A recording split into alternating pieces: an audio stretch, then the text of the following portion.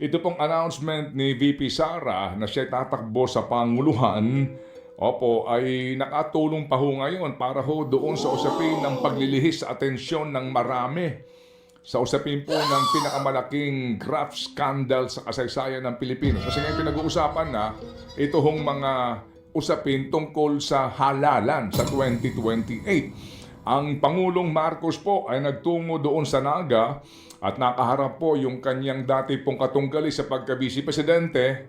Recall, di ba? Nagkaroon pa ng kasuhan dyan, ng protesta. Alright, and then nanalo po eventually nga with finality si VP Leni Robredo. And afterwards, tumakbo rin siyang presidente at nakabangga pa rin po si Marcos Jr. And ngayon, bati-bati na po sila. Maganda rin naman daw yan para sa bayan, yung bati-bati.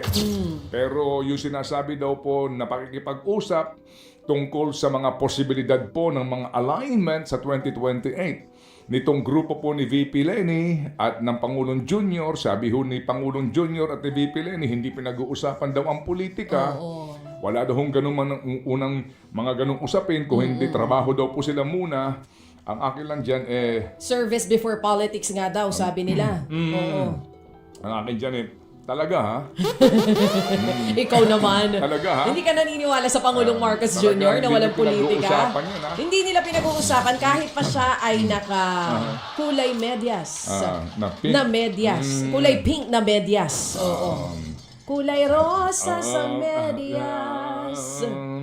Sige. So ngayon po, doon na ho nakafocus ang marami sa usapin po ng politika sa 2028. But definitely mga kapatid, tayo makikibalita po dito po sa sinasabing mga alliance na ito. Mukha ho kasing parang may semblance of truth na meron ng mga alliance ang ilang pong grupo sa administrasyon. Kasi ngayon pong rally na gaganapin sa Feb 25 dito po sa EDSA Shrine at sa People Power Monument, yung binigyan po ng permit. Kasi may grupo po na sabi nila, kahit na wala kaming permit, magrarally kami dahil yan ang simbolo, yan ang mensahe ng EDSA People Power, kalayaan sa paghahayag ng damdamin. May mga grupo po na nag-apply daw po ng permiso at hindi daw po binibigyan ng permit para makapag-rally kasi nga hindi pa rin sila nagkakaisa. Ang grupo po na binigyan ng permit, batikusin mo na lahat, wag lang si Junior. Ganon? Saan sila? Sa EDSA? Oo. Kasi baka mangyayari ulit yung nangyari last time. Meron sa Luneta, meron din dito sa EDSA. Samantala yung isang grupo na nag-social media post na itong Makabayan, ang sinasabi nga nila, katulad ng sinabi mo kanina, may permit o wala, magrarally sila, tuloy ang laban, tuloy ang protesta. Yan po ang sinasabi nila dun sa kanilang Facebook post. Bakit ganun daw? Bakit nga hindi sila nabigyan ng permit? Hindi. Bakit daw, ba't bawal? Bawal daw yung Marcos resign. Bakit? Bakit? Kasi takot sila o ayaw nila kay VP Sara na papalit. Pareho naman pinag-resign ng grupong ito. Anyway, sige po, hindi ho maitatatuan itong usaping politika na naman po ang siyang gagaway. Siya pong mamamayani sa mga araw na itong darating. Bagamat ngayon po ay patuloy po ang mga pangyayari po ng trahedyang ito at ang pinakamalak 2001. At sa mga regular na eleksyon, hindi sapat ang simpleng pagpapalit lang ng nakaupo sa tuktok upang malutas ang malubhang krisis ng bansa. Kailangang baguhin ang sistema. Hindi lang sino ang ipapalit, kundi ano ang ipapalit.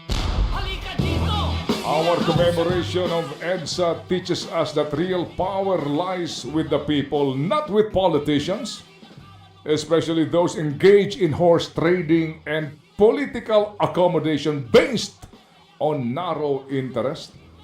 They do not represent our hopes for a better future. Certainly not the Marcos or Duterte dynasties. We cannot shout never again to the Marcoses, and in the same breath ask, why not? On February 25, we marched to EDSA to fight for its unfinished work and unfulfilled promise of achieving genuine freedom and democracy for our people. Take courage and be steadfast, for we will not be alone in the struggle. Bahain ng protesta ang kahabaan ng EDSA. So, paano ba yon? May pasok tayo. Pupunta ba tayo? Anong marami na nagdeklara walang pasok? Hindi, tayo dito, may pasok tayo eh. Pero may mga eskwelahan na nagdeklara ng no 12 sila. classes. Alas 12 itong So, diretso grupo. tayo doon. Ha? Diretso tayo? Ay, oo naman. Oo, yan. Oo. Magsusuot tayo ng ating t-shirt. Ikulong! Ay, sorry, Malina. Ha?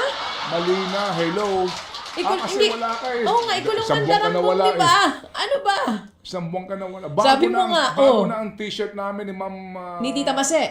Ha? Oo. Ni Tita Dina Aquino. Ano Tsaka nakalagay? ni Arlene. Bago na ang t-shirt ngayon. Ano nang nakalagay? Magpakatotoo na tayo. Oh. Ang bagong t-shirt namin ngayon, walang makukulong na mandarambong. Ay, anong ba naman nun?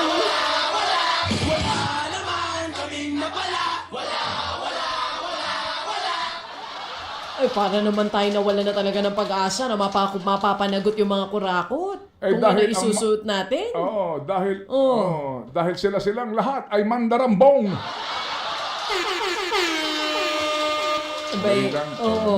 Bibiro lang po ako. Oo, wag. Yung pa rin tayo sa Bibiro lang po Miyerkules. ako kay Chacha. Oo, sa akin lang to.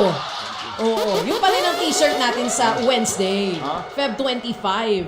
Yun pa rin ang sigaw ng taong bayan. Ikulong, mandarambong. Mali na nga, yung nga sa akin ngayon, wala nang makukulong, walang makukulong na mandarambong. Wala. Oo, sa likod, lahat ay drama lang. Lahat ay drama lang. Inuutulang nila ang bayan. Wala talagang pag-asa ngayon?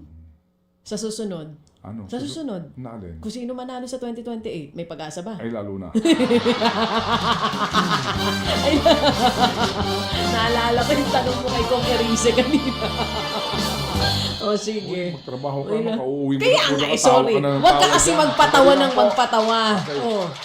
Uy, Nakakatawa ikaw ba? kasi nagpapatawa ka na nagpapatawa. Alam nga namang umiyak ako habang nagpapatawa ka. O, di tatawa tayo. Oo. Nakakatawa ba? Oo. Ano nakakatawa doon? Wala makukulong naman darambong. Kaya nga. Umasa ka pa. Oh, bakit si Saldi ko? Oh. Oh, tingin mo pauwiin dito? Hindi. Oh, hindi. Hindi. Kaya kita mo na. Kaya nga. Oo. Si Martin Romualdez ba kakasuhan nila? Hindi. Oh, hindi. Ikaw na nagsasabi yan eh. Oh, ano? Sino pa Asa mga ka gusto pa? mo makasuhan? Asa ka pa? Oo. Wala. Wala makukulong. Wala. Iniiba na nila kwento ngayon. Inaalat tayo, ha? Ha? Ay, isang ko sinasabi ko sa iyo, magpakatotoo tayo dito. Walang makukulong na mga mandarambong.